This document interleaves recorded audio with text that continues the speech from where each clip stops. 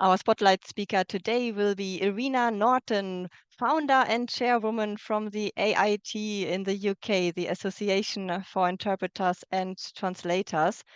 And Irina founded the association shortly before the pandemic. And I believe there is the 5th anniversary coming up, and there's a story behind it as well.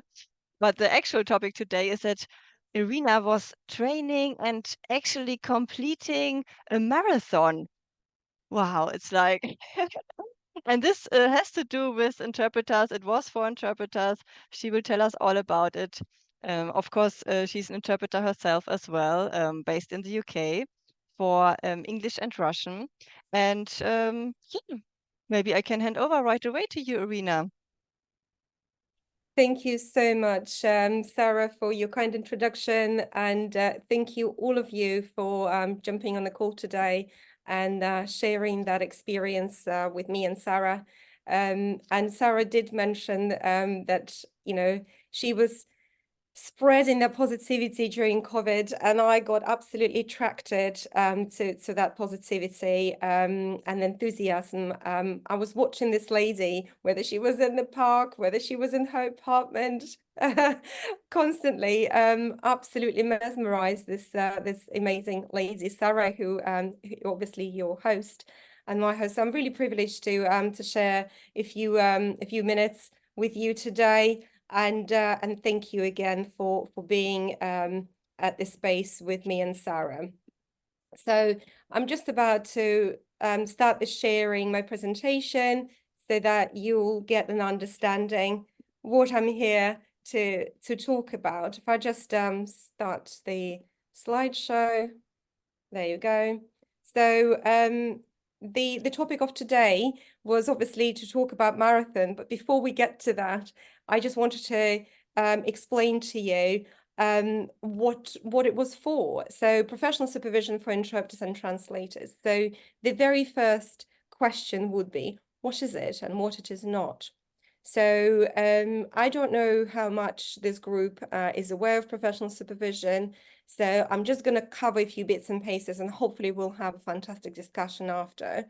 So I think the understanding about professional supervision seems to be sometimes slightly confused. So people might think, is it mentoring? So mentoring is about working on specific objectives. So mentee, an interpreter, may choose to have 6 sessions 1 year to focus on a specific of their work. But the following year, they might only want 2 sessions of mentoring, and they will be focusing on something else, on a different objective. Then counseling is a professional relationship between a trained counselor, also known as psychotherapist and therapist, and a client. In our situation, in our setting, that will be an interpreter, aimed at helping the client, the interpreter, explore and understand their thoughts, feelings, behaviors, and experiences. The goal of counseling is to provide support, guidance, and a safe space for interpreters, well, clients, it says, but I'm just going straight into what we're here for, to address personal challenges, develop coping skills, and work towards positive change and personal growth. So key aspects of counseling include emotional support. Counselors provide empathetic listening and emotional support to clients, interpreters, as they navigate difficult emotions, life transitions, or challenging situations. Now, this is another one that often comes up when people talk about professional supervision. Is it coaching? So coaching is a personalized and collaborative process designed to help individuals, interpreters, achieve their goals, maximize their potential, and enhance their performance in various aspects of their lives. Unlike mentoring or counseling, which may involve providing advice or guidance based on personal experience or expertise, coaching focuses on empowering clients, interpreters, to discover their own solutions, make informed decisions, and make meaningful actions towards their desired outcomes. So what's professional supervision then? We've kind of covering everything here. So what is professional supervision? So supervision is the safe space, so similar to counseling, it's safe, where supervisee, an interpreter, attends to their client, themselves, and wider systematic context. So that's the setting or domain they work in, which improves the quality of their work, transforms their client relationships, continuously develop themselves, their practice, and wider profession. So I don't know how familiar you are with the concept of professional supervision, but Inskip and Proctor obviously did a lot of research and work into that, mainly in the context of counselors and psychotherapists. So what they're describing professional supervision as a working alliance between two professionals where supervisees offer an account of their work, reflect on it, receive feedback, and receive guidance if appropriate. The object of this alliance is to enable the worker, in our case is an interpreter, to gain ethical competence, confidence, and creativity as to give the best possible service to clients. We often forget about our clients and non-speaking English, and also professionals that we work with. We often don't understand their settings, so it's quite important.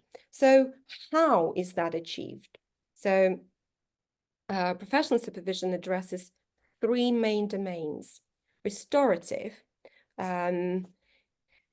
is restorative, and also known as supportive in various concepts, is to be validated. You know, sometimes we go to the assignment and everything went really well, and we might go to our supervisor, we talk about the assignment, and actually we hear, you did really well. That was amazing. The way you found this solution, the way you've dealt with the challenge, that was amazing. So that's validation, and we often don't hear it because we just come home to our families. We can't discuss anything. Most of the content is confidential. But how do we get to know that we did well? So one of the aspects and domains of professional supervision is validation and support. So to be validated and supported both as a person and as an interpreter. So it's really great to hear from experienced professional colleague to say, you did really well. That was amazing work. Now, another domain is normative, managerial. We often come across colleagues who chase the payments is because they didn't submit their claim forms on time, or they forgot to mention terms and conditions, or they simply don't know how to speak to their clients, meaning the paying clients in this situation, when they would like to get paid on time. They're struggling to manage the business skills really here. So the normative side of professional supervision will plan and utilize their personal and professional resources better. So you kind of talk them through reflection practice, how they can improve that. Then formative, which is also known as educational or developmental stage, is to provide a regular space for the supervisors to reflect upon the content of their assignments and process of their work. So it's all kind of a bigger picture. So it's all kind of covers pretty much every aspect in one safe space. Now, is it available? That's the biggest question. And then we're pretty much coming why I run a marathon. But before we get to why, I just want to say how. So there is a small cohort of supervisors. They are qualified professional interpreters who qualify specifically to provide you with professional supervision. Majority of them are coming from British Sign Language interpreting background, because that's where it was developed, the qualification, that is. And so it's available, and I can share with Sarah the resources through Labyrinth Supervision, and it's under 360 Supervision. So if you want to become professional supervisor, you might want to look at this resource and see whether you might want to enroll on the course available. Or if you're looking for a professional supervisor, you can find professional supervisor on that website. Now, when you qualify as a professional supervisor, there is similarly to when you qualify as an interpreter, you look at the market and you see what other rates are there, what interpreters are asking for specific assignments. Similarly, that applies to professional supervisors. There are accepted rates among professionals like myself. I'm actually qualified as a professional supervisor. At the moment, the only spoken language interpreter. So guys, if you're interested, please enroll on this course, because I don't really want to be lonely on my own. And there's no way I can cover over 6,000 interpreters and provide services to them. So let's build the cohort of professional supervisors for spoken language interpreters. So the rates among professional supervisors, depending whether it's a group supervision or one-to-one, vary between 25 if it's under the professional association, so that they might be discounted because the organization covers. So between 25 and £50. And of course, most of us know what the hourly rate for interpreting services these days. So what we often find is, although professional supervision is greatly appreciated, those who had the chance to receive it for free at some point as a tester clearly, had incredible experience and want to continue, but simply can't afford it. And so that brings me to why I run a marathon. So I ran a marathon because I wanted to create that pot for practitioners to have that service for free. So to cover the cost, I wanted to build that pot.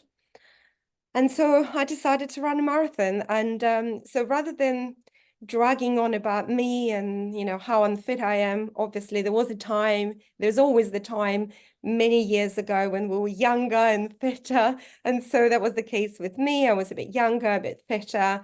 But, the life challenges in my life and work challenges. Obviously, I don't train as much. I've put on weight, I'm not that mobile. So for me, it was a massive challenge. I don't particularly enjoy running. I don't really do running. So it was a massive challenge. And so I wanted to use that challenge to raise the awareness among my clients, colleagues, and wider kind of friendship group, and get the pot, hopefully. So I'm just going to play a video that my husband, who obviously loves me very much, put together for you to watch. It's only 6 minutes. If you get bored, don't worry, I won't be offended. But here's my journey at the marathon.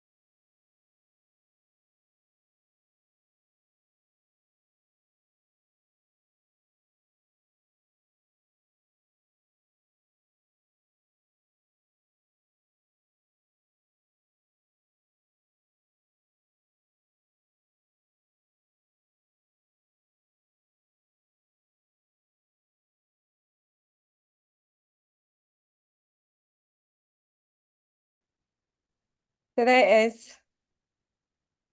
That's the marathon. Wow, congratulations. This is such an amazing achievement, really. Wow. Good. That really brings me to the last slide, Q&A. So feel free, guys, to ask any questions you like, and let's just have a discussion. Yes, absolutely. Well, first of all, thank you very much for this great presentation and this video. Like, chapeau to your husband. Tell him, great job. This is this is your promo video. This is so great. And I love this. And running. And running. I know, it was just because there was the a few weeks program, so it went on and on and on and on. And my husband chose the basic program because obviously he knows, as far as he's concerned, that I'm really unfit. And all I wanted to do is just to get to the end because, you know, of the responsibility people are sponsoring, I need to complete it. So he knew that, you know, he need to train me.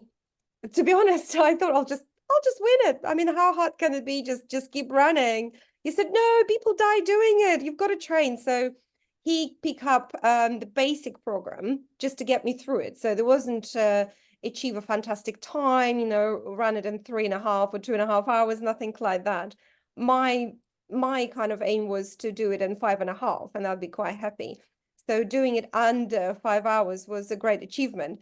And he was quite Yeah. surprised himself because the program meant you run and walk.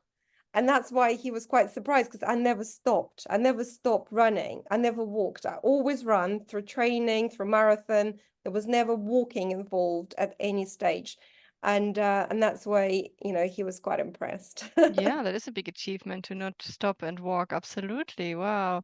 And the Yeah, 12 but weeks, is that a normal training period, or how did you come up with a 12-week? Well, I think I came up with a Then? 12-week because that's all we had. Okay.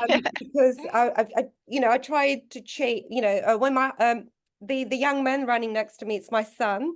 I had amazing support from my family. Obviously, my husband was training me. My son said, well, I'll run with you. It was actually his idea that he said, oh, let's run a marathon. I thought, oh. And then I thought, okay, well, it's a massive challenge for me, and I can use it as a fundraiser. Let's do it. But my son is in Warwick, so we never trained together. He trained by himself, and I was training here. And so he gave me various options of different marathons. And because I'm always away, you know, I'm a conference interpreter and I'm a busy professional. And the only time I could actually do it just between two conferences was that weekend. And so that's why the 12-week program came up. It's actually 16-week program, but we started with week 4 and we missed week 15. All right. Okay. Wow. Yeah. I think Michael also wanted to say yes, something, it or was my. I wanted to make a remark. Michael Meetkits, I'm also conference interpreter. Hello, Irina. Hello, Michael. I think the support is very important to have someone next to you, even if it wouldn't be someone with whom you trained maybe a few times with your son, but during the marathon have something next to you who is a little bit faster than slower. I think this helps a lot during a marathon not to give up. Yeah, no, having Alex was great. Hmm. To be honest, I was a little bit worried about running with him because we didn't train together, and I was used to run on my own. I had my own pace. I knew how I'd run, and when you run with somebody, you tend to adjust to each other's Yeah. pace. And so I was worried. Obviously, Hmm. Alexander is so much fitter than me, but He's younger. Yes.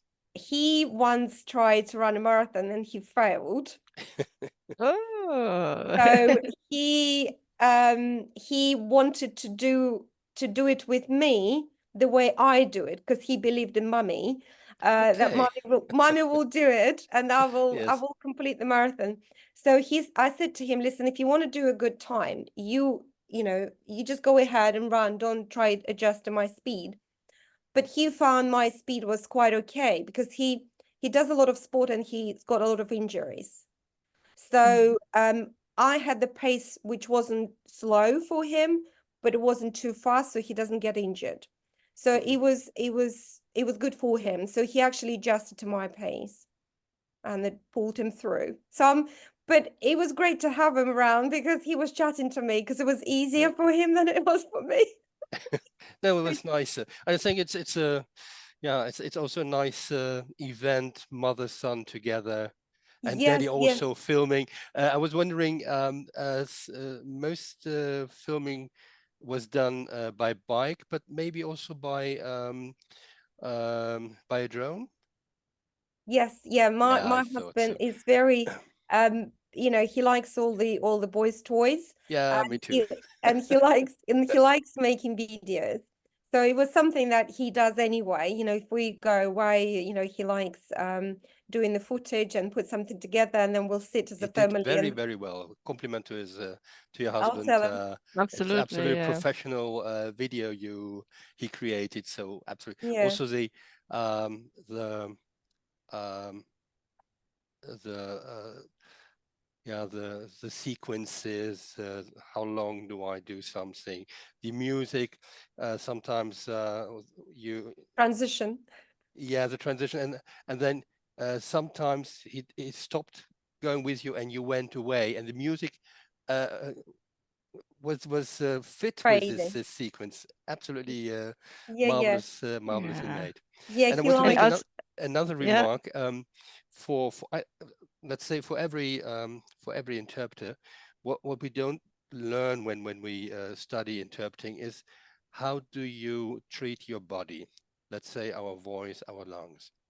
Marathon, swimming, these are very good sports to train your lungs because you need a good lung for this profession. So yeah, it's a good yeah, good choice point. Yeah. to do it. I agree. Michael, just to come back to you, because of the work commitment, I could only do running really early in the morning, and because or really late at night, because I started in the winter, it was really dark Yeah, when we I saw could it. Yes. possibly do Ugh, it. I So hate it. my husband went with me simply because we live in the countryside and I grew up in the city. So I feel a little bit uneasy running, you I know, understand. in the field by myself. Yeah. So he went on the bike next to me, but then he was just doing filming for himself. Yeah, And absolutely. so another just remark in the chat, being impressed by Rafaela. She says, "What a pressure! I do park run with my 8-year-old, and I can't keep up with her." Laughing. Okay. So yeah, really, such a great job you did. And the training sessions. And then she asked, "Does the school run count?" Lol. Yeah, I don't It know. does. Yeah, if you actually run Everything to counts. school. Yeah. Yeah. Yes, that's right. And depends But how I long the way agree. is, how many kilometers or miles is it? Yeah, exactly. Yeah, no, if you drive, it doesn't count, but if you Yeah. run to school, it does. But I agree with Michael actually entirely. When I recall when many years ago I enrolled on master course for conference interpreters. I remember the very first thing that I kind of recorded for myself or acknowledged is that I was really fortunate because just running up to that year when I joined the university, I did a lot of circuit training. It's like a military training outside. And so when I started the course, it really helped me to be really fit because I could actually make it from the lecture to the train with all the books in my bag. My bag was probably weighed about 5 kilos in 3 minutes. And it really Oh. helped because I can then do school runs, pick up the children, and so on. So being fit really helped through the master course. And also, you're absolutely right. As a conference interpreter, as a simultaneous, mode, when we work in simultaneous mode, breathing is really important. And that's when I found out that swimming, cycling, running is really, really good for interpreters. I totally agree with you entirely. It actually helps to do a better job, not to mention that it's potentially also very helpful for mental health. And for stamina, for public service interpreters, for example, some public service interpreters might work for 15 hours. Unfortunately, I mean, I'm not saying it's best practice, it certainly isn't, but some public service interpreters, like I sometimes did, if you're in the murder case, I had 5 suspects in the police station, interviewed one after another. You know, everyone had a consultation, then interviews. And I remember asking officers, I said, you don't have any chairs in the police station, so we don't have time to sit down. Actually, nobody sat down for many, many, many hours. We worked through the night and into the morning, into the lunchtime and so on. And I adopted the same attitude. You know, I worked the same as everybody else, like police officers and investigative team, sergeants, inspectors. And it was really tough. So without proper kind of fitness level, you know, you've got to be fit to do what public service interpreters are doing. Yeah, not Yeah, only good for point. public service interpreters, it's the same for work council, European work councils, and other events I went to, guided tours and so on, because people, they the clients and the people who are there, they don't realize what's going on in our heads. It's this concentration we need, and yeah, you get always this astonished regards when you say, can we have a little break, please? And there are people there, workaholics, and they have a time limit. We have to do this all on this one day because everyone went to this place, and how dare you to interrupt? Sometimes can happen. So this is really tough stuff. So therefore, it's good to have this sporty balance, and it helps also to afterwards to get to empty your brain and also the emotions. If I swim, I can do it training with short paces, or I can do the longer one very slowly, and then it's like it's a kind of zen, like meditation. So you can empty your head afterwards. Your That's really tank. nice. Yes. Absolutely, yes. That is a good transition to the cause of your marathon, to collect funds for supervision for interpreters because of those examples both of you just gave to cope with difficult assignments, vicarious trauma. And yeah, maybe you can tell us more about how the fundraising is Well, doing.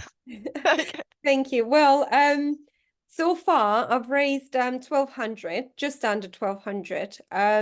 So just to put in perspective, so if we look at the maximum rate, without me doing some negotiation with a group of supervisors and see what we can achieve together, so far it would pay for 24 hours of professional supervision. But the fundraising hasn't finished yet. So it is going on till end of May. So any of you guys, if you're listening, please spread the word. You know, if you want to support this fundraising, please feel free to do that. I've shared with Sarah the link for the fundraiser if you want to chip in, if you want to be there to support your colleagues. I will add it to the I'll be very video grateful. in the group on the page and to the email to tomorrow's email where I sent out the recording. So keep an eye on it. And yeah, it's for a good cause. And like you just heard, it's for now what 24 hours would be covered, maybe. So, but this is just a start. Let's see what this leads to, huh? You're also raising awareness of the importance of supervision in general. So maybe this is the start of something hopefully more long term, huh? Absolutely, Sarah. I totally agree with you. Raising awareness is one of the elements of the fundraiser.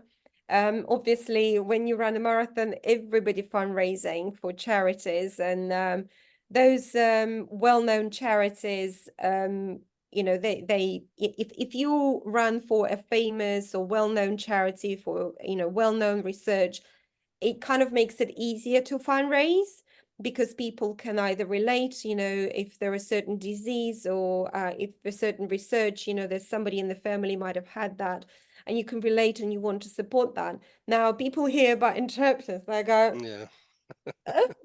So it wasn't easy. So it actually gave me an opportunity to speak to a lot of clients. I was really blessed that when I work for clients and they hear about this marathon, and a lot of my clients actually sponsored me, and they obviously talk to me about it. What is it? And that gives me an opportunity, kind of an icebreaker, through the networking conversation, to tell them about interpreters, our struggles, difficulties of the profession.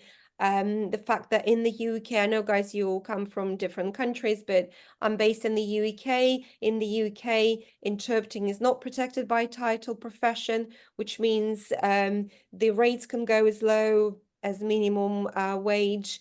Working conditions are not necessarily observed in many settings. Interpreters work on their own. As conference interpreter, we all know that you work with partner. This is standard practice. You don't even question. It will never occur to your client or to your colleague to work on their own. You always work with another colleague, or maybe with two another colleagues, depending on the event. Sometimes you've got 3 interpreters in the booth. But in public service interpreting in the UK, simultaneous interpreting conducted by one person, one individual, one interpreter in court, sitting, doing simultaneous interpreting of the court proceeding.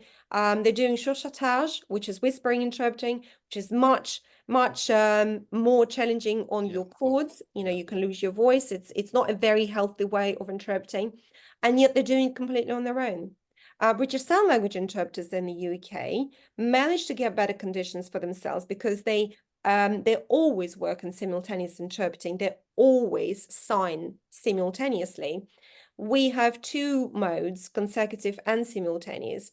And somehow, somewhere, I don't know who, it was decided that you can do it on your own. That's okay. And so it's obviously a lot yet to for us to lobby, to talk to the government, talk to our work providers, raising awareness. But I feel really passionate about the industry. I can go on about this for a very long time, because I work in various domains, various settings, like conference interpreting, business, specialism in ophthalmology, also courts and police, and many other specialisms that you kind of add on as you work. Freelancer, freelancing means that you pretty much jump on anything you can get your hands on, which is not great, and it's really stressful. But I've been Irina, your idea to ask clients to support this idea, the supervision, that's a very good idea. I'm based in the Netherlands, and I'm one of 2 organizers of the interpreter section from the Association of Interpreters and Translators in the Netherlands. And for us, they want to oblige us to do the supervision. And the discussion at the moment is, shall we do it on our own, form groups with interpreters and you talk with each other, or we work with external experts, but this would be very costly. So at the moment we are researching the possibilities, but we're still in the beginning of this. But it could be that by law we will be obliged to do this. So we're working on it. But it's a very good idea to ask our clients, because all the interpreters together have a lot of clients, and then you also get start a discussion and creating awareness with clients. I do it in the beginning always, but you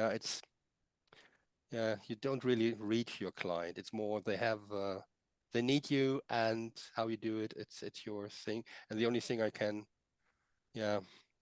tell them some stuff. Yes, I totally understand, Michael, and it's really, really interesting to hear about development in your country. Kind of really jealous of the fact that it could be made mandatory. The court interpreters, they are really running against a brick wall. I would say the last 10 years. They promise a lot, the government, but nothing happens. The situation is quite bad. They even went a few times on strike, the court interpreters now in the Netherlands. Okay. Maybe we could kind of learn from how psychologists organize it, because their supervision is normal in their profession. So the psychologist that gives psychotherapy has supervision sessions with another psychologist to process their therapy sessions with their clients, right? Yeah, and I mean, I don't know how it It's works, to be honest. I don't do it for free either, I suppose. No, I don't know, but yeah. yeah, and no, Mm. there's so many things, guys, Mm. Michael and Sarah, so I'll try to respond. So group supervision obviously provides very helpful. So like I already said in my presentation, there are two ways. You either have one-to-one or you have a group supervision.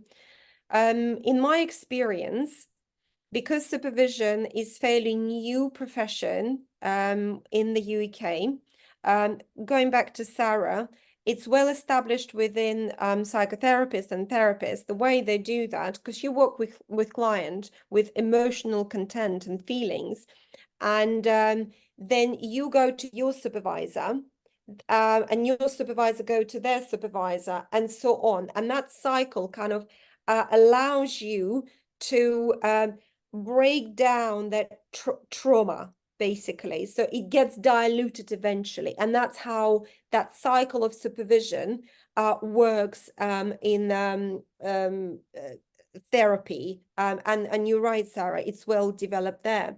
So what we're saying is that interpreting content is different from psychotherapy, absolutely. And when you go to psychotherapist or a counselor for supervision of your professional work, you probably pay a lot of money, again, around £50, 45, £50, and you probably spend a good deal of time just explaining to them how the industry works, how your professional code of conduct works. Why is it a dilemma for you, and you kind of feel frustrated because you're paying, but you kind of like, who's doing work here? So, and that's why a lot of professions have peer supervision, and that's what we're talking about. It's experienced professional interpreters that supervise others. Other interpreters. So for example, I've got 26 years of experience in the industry. So that's why I've gone through the selection for the course. They said, okay, you are course material, we'll take you on. And then they train me how to do supervision.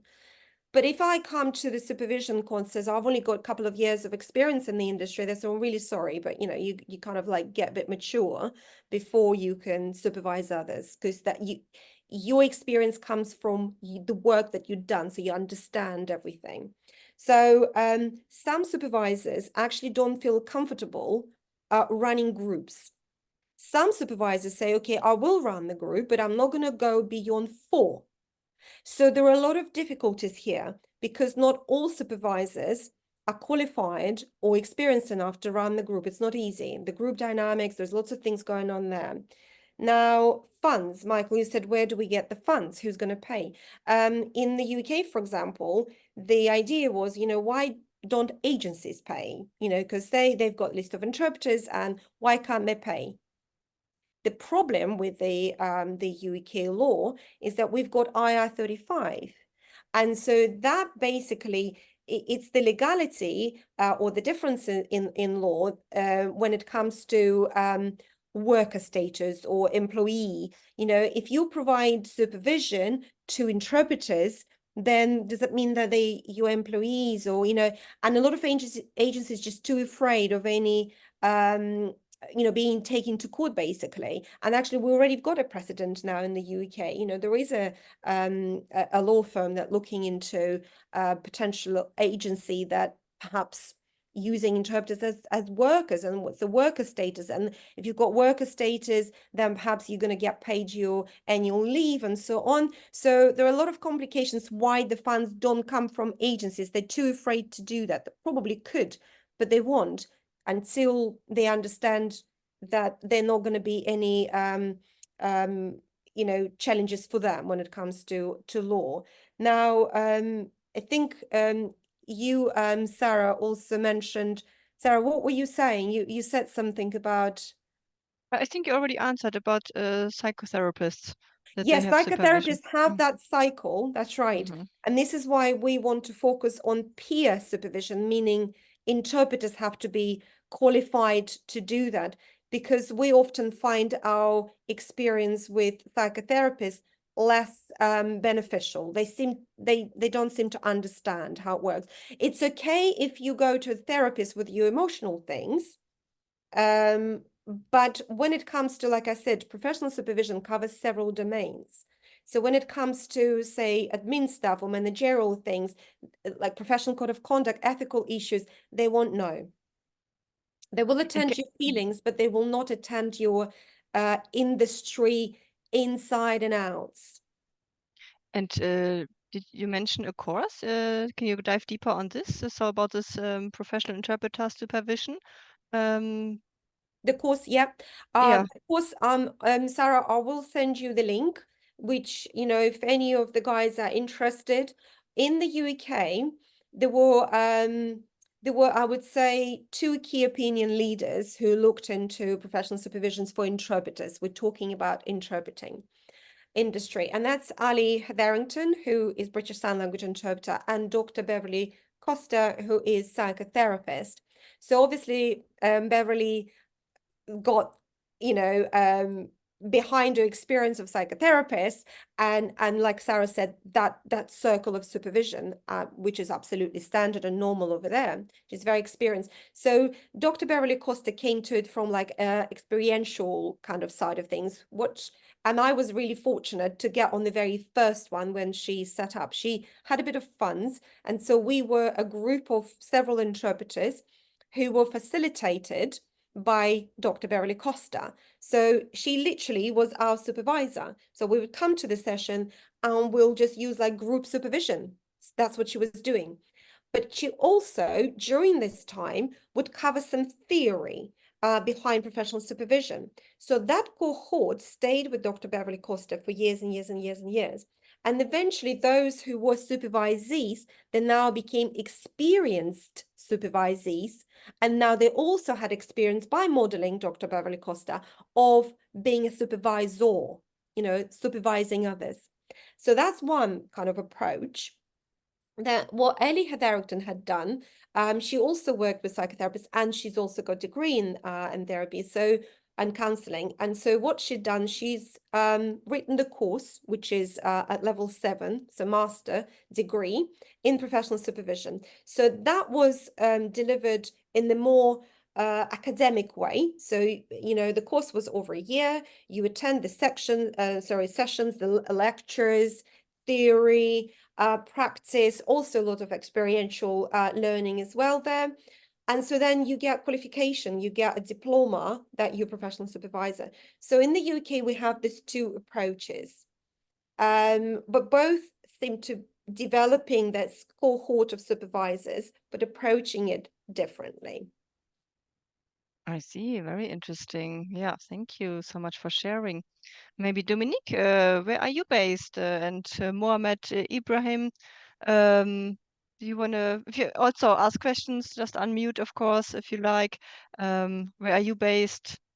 Does supervision exist in your country or not? Mohammed try to start his camera. Dominique, if you want to share something, maybe just where you are based, or I think Mohammed Mohammed, is yeah, ready or to Ibrahim. start. Yeah. Hello everyone. Michael. Hi. Hello everyone. How are you doing? Good, good. How are you? Yeah. Hi, Mohammed. Hi. I just based in Afghanistan, and I was really enjoying from the conversation, and it was really useful. I don't have any question to raise. Just I will listen to you, and if there was any question, I will let you know. Okay? Great, thanks. Yeah. Thanks for sharing your comment. And hello also Dominique. Yes, hello, good morning to everyone. I'm Dominic Bakilan from Guinea-Bissau. Okay, I'm an aspiring interpreter. So I don't have any question to ask, I'm just hearing in order to have a little experience from you, to know Great. Thanks that you are something here. from Welcome. you, yes. Yeah. Mhm. It's a global But- community here. It's Okay. fantastic. What a pity, because I think we here in Europe maybe we are further in this development than you are. It would be really nice to hear about your problems or obstacles you have to overcome, because yeah, Afghanistan, we all know it's a very difficult situation. So I ask myself, how can you cope in this situation as interpreter? Do you earn enough? What kind of jobs you have to do? And Yeah, good questions. Yeah. in Guinea-Bissau, I'm not familiar with the situation there, and we're also here to learn from each other and maybe help each other. So Absolutely, yes. If you want to be a guest speaker, Dominique or Mohammed, let's be in touch and tell us about the interpreting market in your country, because those are very good questions that Michael raised. Yeah, actually, one thing it should be mentioned here, the interpreting market is quite new in my country, and some of the interpreters and translators are getting place, and they are rising, and they are finding their ways. We have less interpreters and less translators who graduated from this faculty. Actually, we have some unprofessional interpreters and translators.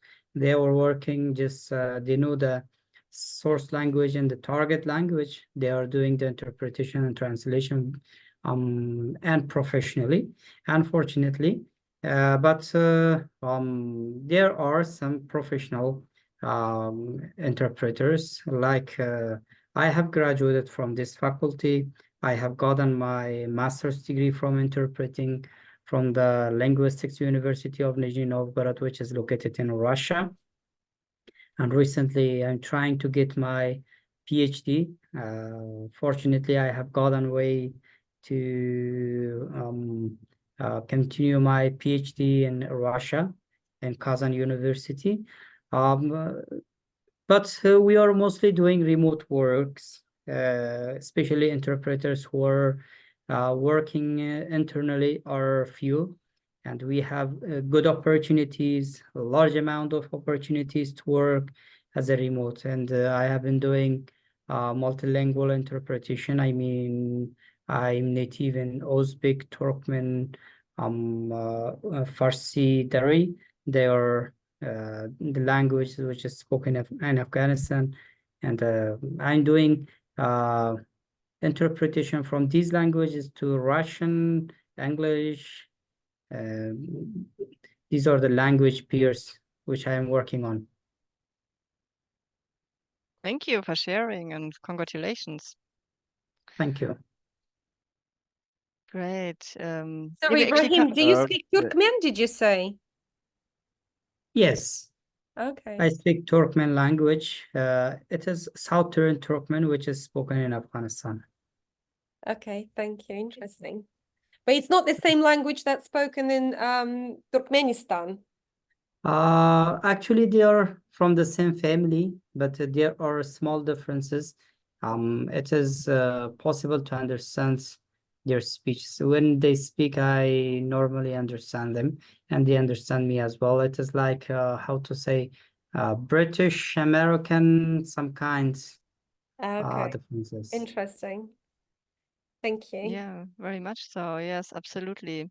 Maybe a topic for another IPG session. Yeah, we're coming close to the hour.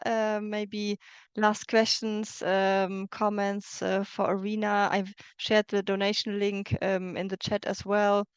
And yeah, thanks for Dominique and Mohammed to speak up. And I just not talking to Rafaela, if you're wondering, because she said in the chat that she cannot speak today. So, but Rafaela, great that you are here watching. And yeah, so Irina, I really think it's such a great course that you have and running this marathon.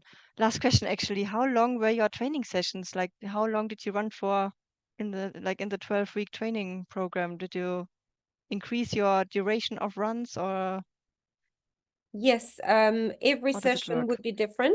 Sometimes I'd have to run a specific mileage. So, for example, I have to run 5 miles or 10 miles or 14 miles or 16 miles. Sometimes I'd have to run for 30 minutes or 50 minutes or 55. So it depends. So I've written down my whole training for several weeks. And every day I would find, in my diary it says, for example, 20 minutes, 35 minutes, 40 minutes, or 5 miles. So I open my diary daily for, oh gosh, I've got to do 5 miles today. How much time will that take me? What time do I need to do that so I can actually get to my assignments and everything. So it was a lot to juggle. So I'm like living the dream that I've got time. Oh wow, yeah, but what do you do now? You don't give up in this regular exercise now, do you? Do you As you keep it can up? see, I look like lobster, to keep up the regime yesterday, because I'm kind of on holiday, although I'm still working, unfortunately, because I've got voluntary work and lots of other work. And yesterday, because I'd done all the translation for conferences, done all that presentations, and we thought, oh, we've got the day. What should we do? And we did a walk yesterday, like coastal path to the lighthouse, which is about 2.5 hours one way, and then 2.5 hours the other way. So obviously come back home. And I didn't put the sun lotion on Oh, because it was like overcast. It wasn't really sunny day. And now I look like a but lobster, 5 hours. 52-year-old, and We I don't burn. see this. You have a wonderful Yeah, skill, on the Irina. camera, I don't exactly. see anything. And maybe it helps because behind you there's pictures of 3 person, and the right one or the left one for you has red hair, and she has a quite white skin, but you have a very normal skin, like I Okay. see with the others here. He Thank you, participate. Michael. It's really kind of you. But the logo you see behind me, Yes. obviously today I didn't focus on it, but I'm serving as the director of Association of Interpreters and Translators in the UK. We set up association 5 years ago, and this is our logo. Let's live the passion.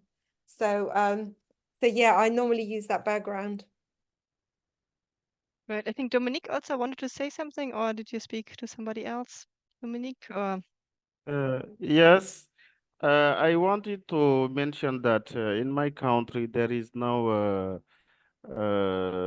interpretation training. There is no school. So I myself am since I'm interested, so I need help. I need help. I speak Portuguese and French fluently, but I'm not so fluent in English, and I really need help in order to start remote interpretation. Yes, so that's why I do all to join this group. yeah, welcome. When I Yeah, I understand. So it's not in a association. professionalized official profession in your country. Yeah, but post into the practice group, into the interpreters practice group, that you're looking for a practice buddy.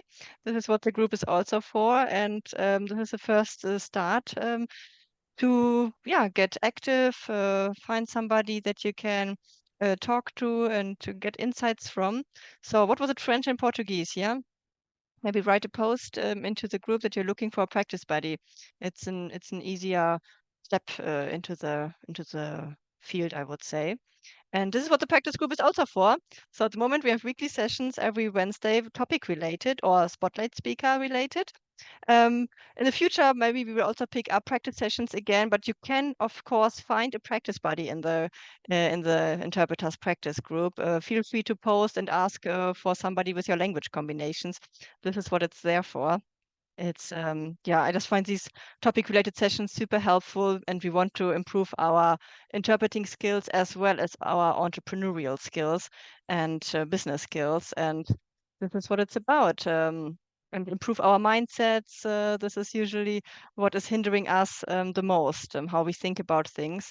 And if we change our thinking, we change our feelings, and feelings get us into action actually, or stop us to take action. So, but we want to take action to become active in interpreting. So, Dominique, for you, maybe an action step would be to find a practice buddy to have more regular contact with somebody in a country where it is professionalized.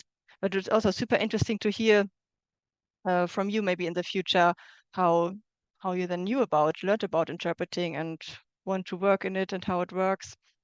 Yeah, but for now, I think yeah, we have reached the full hour. Irina, thank you so much. So for people that just joined late, Irina ran a marathon to raise fundraising for a fundraiser to collect donations for providing supervision to, for example, public service interpreters to help with vicarious trauma and beyond. So if you want to donate to this great cause, the link is in the chat, and I will spread it in the group and via email as well. It's still open till when, Irina, the donation link? Till end of May. All right. Okay. So end It of will May, be open guys. till 31st of May. Yeah. It's to hire professional supervisors to help interpreters, and all the money goes into this good cause. And with that, congratulations for all of your courage, Irina, running under 5 hours the marathon. This deserves an applause itself. It's like, I cannot imagine this. I do jog myself, but not for like this professionally. So guys, Thank you have a so great much, Sarah, for inviting me again. Thank you, Michael, Dominique, Mohammed, Rafaela, and I can see that Clovis just joined, unfortunately. Yeah, it's maybe it's a time difference misunderstanding. So we are just Possibly, yeah. finishing, Clovis, not starting. If you were maybe here to start, so yeah, but it's being recorded, so it's in the group. And yeah, Irina, thank you for your great contribution, great value, and spread the word. So till the 30th of May, post your running video everywhere and collect more funds for it. It's such a great cause. It should be continued, absolutely. Thank you for having me. Thank you, guys. And with that, have a great rest of your day. See you next Wednesday again for our next topic related session. Bye bye.